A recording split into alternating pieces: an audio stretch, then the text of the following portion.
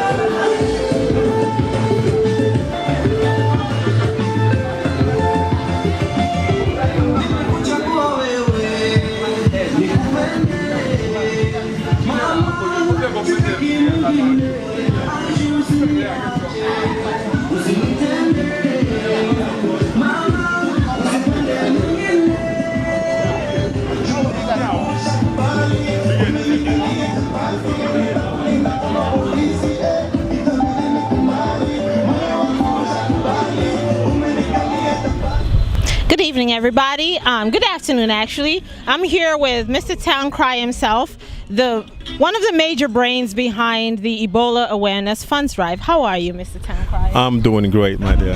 Okay. Well, I am so proud of when Africans do something like this, come together to help out Africans and other nations. It's a great thing. What inspired you? I know you're West African, but beyond that, what inspired you to actually call people together to collect, funds and materials and, gloves and all that stuff? Well, first of all, before I answer that, I also want to thank people like BIGOBI Production, ATEAM, that's my team, BIGA Entertainment, and also TRENDY Africa and VMP Productions for supporting the cause. I called all of them. I told them about this drive, and with such a short notice, they were able to lend their full support and put the word out. So. But we are here in Dallas. This is where the first American case was diagnosed, and that kind of played a major part on us doing this drive. Because when that happened, you realize that a lot of people here in the United States, they don't know not only about the disease, but also about countries in Africa, and that we need to come out, share some literature, have people come out to learn about the disease, and get the facts right. And Mr. TOWNKRIER, you've been somebody who's been able you've been able to merge a lot of African countries together, be it entertainment scene, religion, movies, whatever, name it. You've been able to merge everybody together and really spin a positive light on who Africans are, because we're used to hearing the negative part. What are you hoping that we can get out of it? And in the future, what plans do you have? What other events do you have? Not just creating like the funds drive, but an ongoing, do you have anything ongoing planned towards just to create a positive light towards Africans, basically, is what I'd ask. Everything we do here in Dallas, we do it so that we can have a voice. If Africans have a voice in Dallas, then it will be very, very, very, very hard for somebody to treat us disrespect us or insult us. If they know that you have a voice and you have a big stick, then it will be hard for somebody to come and step on your shoes knowing that you won't do anything about it. So most of the events we do is to try to bring Africans together, regardless of what country you're from, what your language is. as long as you are African, we need to have a voice here in Dallas. So if you look at the productions that we do here in Dallas, that it's really the very, it's a very important factor. We try to bring everybody together. Not just for Ebola, tomorrow it can be something else. Yes. And also, I believe that poverty has a lot to do with, Ebola. We need to tackle Ebola as an international community and also go back and tackle poverty. Poverty is what sends people in deeper into the forest in search of food, and people eating bats and eating food they have no business eating and contracting these diseases. Yeah, so that's true. yes, so definitely poverty needs to be eradicated. People need to find work and food, or else Ebola will be there, hunger will be there, and theft and all the other stuff that comes with, Okay, so Mr. TOWNKRIER, I'm going to ask you a very personal question. As an African community, to be honest and candid, we're really angry at the moment. Yeah. As the way we've been treated. We obviously know what happened with Mr. Duncan, and rest his soul in peace. Every single African felt the pain somehow, felt the pinch. We are really angry. How do we get past that anger right now and just come out of it and just keep being who we are, basically working hard as we always do, being very productive people of the society, like basically just being who we are? How do we get past that anger? And of course, I'm sure this is not the only place that people will contribute to. Where can they continually contribute, like gloves or the continual process, because this will not end just today. I'm sure you're going to need a lot of supplies in the future. What would you want from people? You are very right. This is like a race. It needs to be finished first before we go back and look at how the race was run and see what we can do to better if we have to run this race again. As far as Mr. Duncan's case, I don't know the full facts, so I really can't dwell. What we know now is that a lot of people are still dying as we speak. Yes. A lot of people are still contracting this disease, especially healthcare workers. If this disease kills off all the healthcare workers, then who's going to take care of the sick?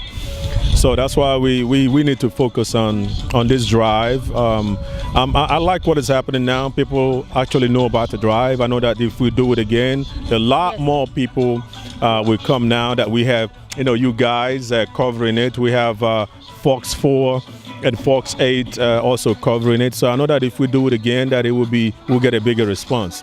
But I'm proud of what we were able to put together in such a short amount of time. Okay, and your immediate needs. I know you need gloves, you need surgical masks, you need hand sanitizer. What would you like people to continually donate? Like, of course, you can always. TOWNKRIER is on Facebook, and BIGOBI is on Facebook, ATEAM, Afrima, they're all on Facebook. So I'm pretty sure if you want to continually donate after this, you can do that. I just want TOWNKRIER to highlight the most important things that they actually need as far as medical supplies. What would you like to see people donate? Well, there's not one particular thing, because there are a lot of devices, everything that you can donate will go a long way. Even if it's trash bags, it will go a long way. Masks will go a long way. The rubber gloves, of course, is very important in the field when you're treating a contagious disease. So I can't say one particular supply will be any better than the other, regardless of how big, how small. And by the way, we are getting 2 cases of supplies from Baylor. I need to mention that as well. Oh, wow. Yes, Baylor, yes, which are a lot of different supplies, types of supply in there, yes. So 1 penny, 1 cent, $1, one trash bag, it goes a long way, yeah. It can save a life. Okay. Well, thank you very much to Mr. TOWNKRIER for staying with us. And of course, as he said, donate anything. It may be a trash bag, it may be gauze, it may be a box of gloves. Anything really that you can use as a medical supply will go a long way. And Mr. TOWNKRIER, thank you very much, and we'll speak to you later. Good afternoon. I'm here with Mr. BIGOBI himself, Mr. Kelechi Eki. Do I even say it right? Yeah. Okay, you'll teach me how to say it right. a very great movie producer in DFW. If you don't know him, he has movies like African Time. What are the others? False Engagement, Weeping Ashes, Lost in Abroad. Many to come. Even the Ebola stuff, we're gonna do something about it called Deadly Outbreak. So then we have the other tribes, talking about the Kikuyu and the Luo tribes in Kenya. Oh, really? So, okay, yeah. Today I'm not going to discuss that. I'll attack you on another day. But anyhow, he's here for one of the major players, actually a major player, I'm going to say, in the Ebola Awareness Funds Drive. What made you think of this? I know you and ATEAM, TOWNKRIER, Freema, you all do a lot for the community, but what made you actually come together and say, let's do a funds drive, as opposed to just donating money yourselves? Big ups to TOWNKRIER. He called and said, let's put this together, and it was really his initiative, because it's been a very sensitive issue on Facebook and social media, whereby a lot of Liberians were being felt like they have been attacked. It was really touching to a point. You saw some Liberians wearing T-shirts. I'm not a virus. I'm Liberian. It really touched a lot of us, and I actually put an announcement on Facebook to all my contacts. No joking about this issue, because it's not a joke. It's not a joke when you have a deadly outbreak and people are dying, so there's nothing funny about losing lives. And when you look at the situation back there and the things that we're battling with, we just felt like it's time that we do the best we can to contribute to solving the problem instead of adding to it, which a part of it is also writing about the whole experience since we heard about it, the way the community has received it.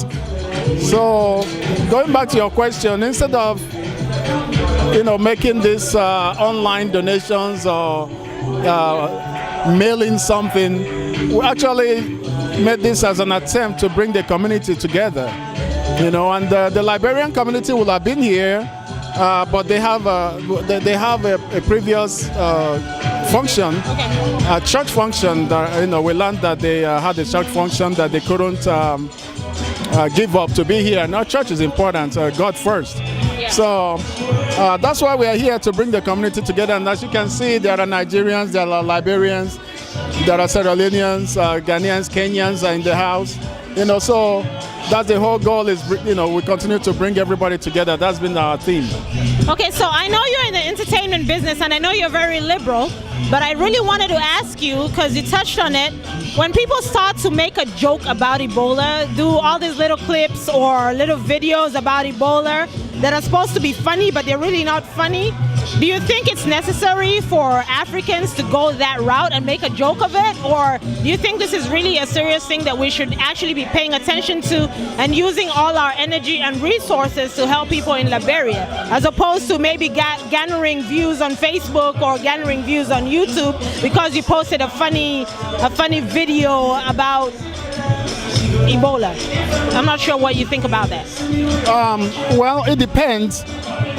Humor is important, so for Nigerians especially, we make a joke out of when Nigeria was under a very tough government in terms of dictatorship.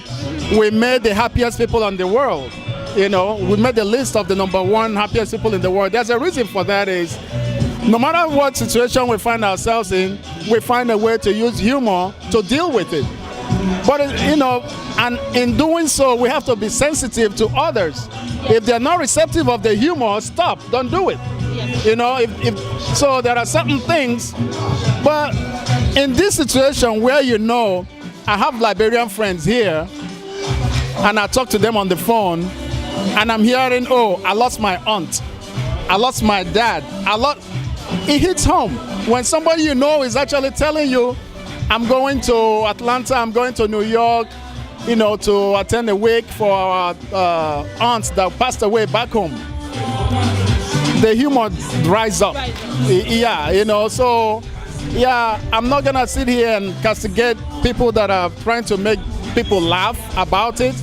But at a point, you know, when people are taking it personal, especially when you know that it can happen to anybody. It's kind of like breast cancer. There's nothing joking about breast cancer. Say, oh, you chopped a woman's breast off, or you know, there's no joke about it. It's unfortunate, you know. So it's a give and take. But once the people you are joking about or joking for or trying to make laugh says, hey, this is not funny, then stop, you know. So that's okay. There's a feeling in the community among Africans living abroad that we really haven't done enough helping the people back home. Basically, we haven't done enough. We've sat down and we really haven't done enough. We were not there protesting. We were not there speaking out. We're not there doing anything. Do you think that's true? And if it's true, is there anything that we need to do from here forward to be more proactive in helping our continent? Since we're here and we can do a lot, as opposed to people who are back in Africa. To an extent, that, you know, the challenge that we face abroad is trying to maintain life here and back home. So people back home have to deal with being back home. They don't have any bills. They don't have anybody calling them that, hey, if you don't pay this bill in 10 days, we're gonna kick you out in the street. Yeah. They're not going through that because any house you have back home is yours. You're not paying taxes on it. You're not. So life there is a little different. At the same time, they say to whom much is given, much is expected, right? But believe it or not, many of us here abroad are not really given. People are working 2-3 jobs to survive, you know, and you know, after going through such stress and trying to make a living, doing anything back home, your heart might want to do something back home, but physically you're not fit. You're too tired to get anything done. You know, on a given day like this, where people after church might want to rest, you know, so coming out here even to support becomes a challenge. Exactly. You know, because you have this constant pressure of overtime, people working too hard to make ends meet. Now, for those that seem to have already made it, do they need to do a little more? Yes, I think so. You know, so if you have it, if you can, and everything is not about money. It could be your expertise, it could be your time, it could be, you know, advice, writings. You know, there's many ways to help the brain drain that Africa has faced over many years. You know, so the money will help, but everything is not about that. And there are many ways we can help without the financial, you know, the cash. So. Well, thank you very much, and of course, BIGOBI, you can look at for his films. I'm going to put up his information on his website, and thank you very much for helping the community. And we'll talk to you later. See you. Good night. Hey, good evening. I'm here with CAROLYN from the Liberian Nurses Association, and of course, another brainchild of the Ebola Awareness Fund. And I know for you, CAROLYN, this hits very close to home, probably even right by your neighborhood, if I may say so. So, I mean, this entire thing has been, we never ever thought that it would spiral this way, but of course it's reached where it has. What are your feelings today after for the turnout and for everything that you're trying to achieve for your country back home? What?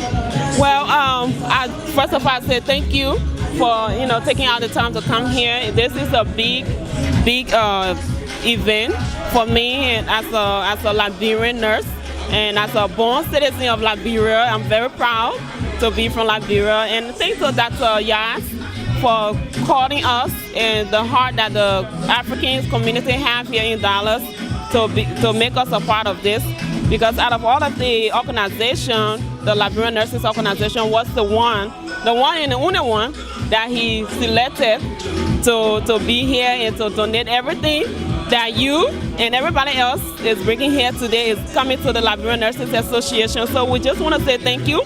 to Dr. Yas and the Nigerian community and everybody else, and to you guys too. This is hitting home. Like you said, it has hit home. I have cousins and aunties and friends back home in Liberia, and this awareness is just to what we can do as an individual, as a community, what we can do to help them out. You know, you may think that a small bottle of hand sanitizer will not do something, but it will do something. It will help somebody out in the long run. And I've just, you know, been encouraging the community and my fellow Liberians and friends and co-workers, and they've been on board with us. Me, you know, our association, my church, and everybody's been on board. And we want to take this all the way until Ebola comes to an end. So every week, if I have to do this every week, I'll make time out for it, because this is my calling. This is, you know, the vision of the Liberian Association, the members and, you know, supporters of the Liberian Association. This is our calling, and we are going to do it all the way to the end. So this right here, it's not time to blame anybody. It's not time. You cannot blame nobody for what they did or what they do. What can you do in the situation right now? The question is, what can CAROLYN do? What can we do as a neighboring country, as a community, as a family? What can we do to help those that are unfortunate, that don't have time, or that don't have the opportunity that we have? So yes, and I like what you said. Like, of course, a lot of people have a lot of emotions going on right now, but we've got to put that aside and figure out how we can help those who need to be helped. Yes. So of course, I know, as you said, today you don't want today to be the first and last day when people are contributing for anything. Do you want people to contact you? How do you want people to continue donating, whether it's money, whether it's supplies? What would you like people to do going from here forward? What would you like people to do? From here forward, you can go to the dollar store, you can go to Walmart, you can go to, you know, any store, and just on your regular day of just going to grab something, grab a hand sanitizer, grab a box of gloves, grab, you know, anything you can grab that will help. Even a bottle of water, a bottle of, you know, anything that will hydrate people. So if you want to donate anything, my church is in Arlington, 1501 1501 South Center Street, Arlington, Texas, 76010. And you can drop off donation anytime, any day. Somebody is always there, or you can call me 972-890-6684. You can call the church 817-801-9406. You know, just call me or go on the Liberian Community Association website. They do have, you know, the community, even though the nurses are taking this because this is our calling, but the Liberian community is also doing a whole lot too. So you can easily get in contact with them. You can easily get in contact with me too. So either way, I don't want you to just be limited to just CAROLYN, but other community, there are other people that are doing Ebola drive. You can go and support them, and your donation will mean a whole lot. And I like what you said, because a lot of people would think that all they have to donate is medical supplies, but as you said, things like water go a long way. Yes.